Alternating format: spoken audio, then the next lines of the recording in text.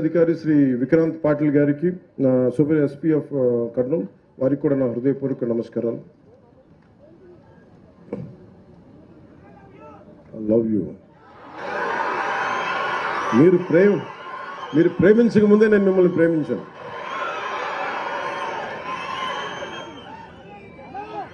అంటే నేను ఇందాక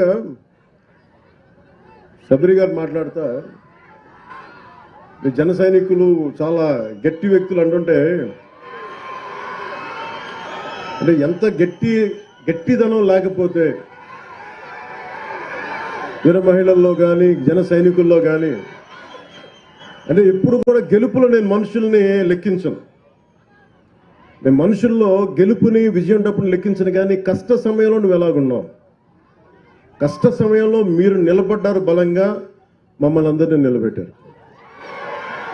అంటే ఏం లేదు, అంటే రోడ్ల మీదకి ఇక్కడున్న వేదిక పైన నాయకులందరూ తెగించి రాగలరు. కానీ వెనక మీరు బలం ఇస్తే 175కి మనం 164 సీట్లు కొట్టగలిగాము, 21 పార్లమెంట్ సీట్లు. అంటే ఇది సామాన్యమైన విజయంగా దేశం తలతిప్పి చూసిన విజయం ఇది. అలాంటి విజయానికి మీలాంటి యువత కానీ మీలాంటి కమిటెడ్ వ్యక్తులు లేకపోయినంటే ఈ పాటికి ఇది సాధ్యమయ్యే పని కాదు.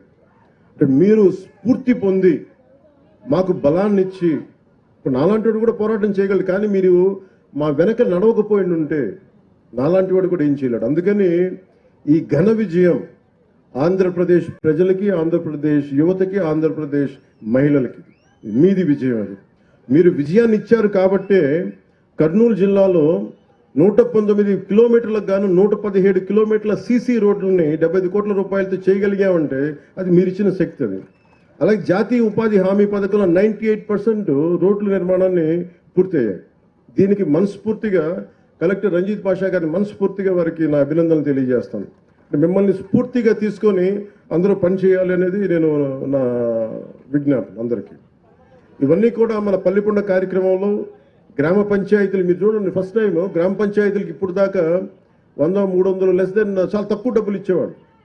మనం వచ్చిన తర్వాత గౌరవ ముఖ్యమంత్రి శ్రీ నారా చంద్రబాబు గారి నాయకత్వంలో ఎన్డీఏ కూటమి ప్రభుత్వం ఏర్పడ్డాక జాతీయ ఉపాధి హామీ పథకం కావచ్చు, పంచాయతీరాజ్ వ్యవస్థ కావచ్చు, పటిష్టం చేయడానికి ఆయన నాయకత్వానికి మనస్ఫూర్తిగా అభినందనలు తెలియజేసుకుంటూ, కృతజ్ఞతలు తెలియజేసుకుంటూ నారా చంద్రబాబు నాయుడు గారికి పల్లె పండుగ విజయవంతం ఏంటంటే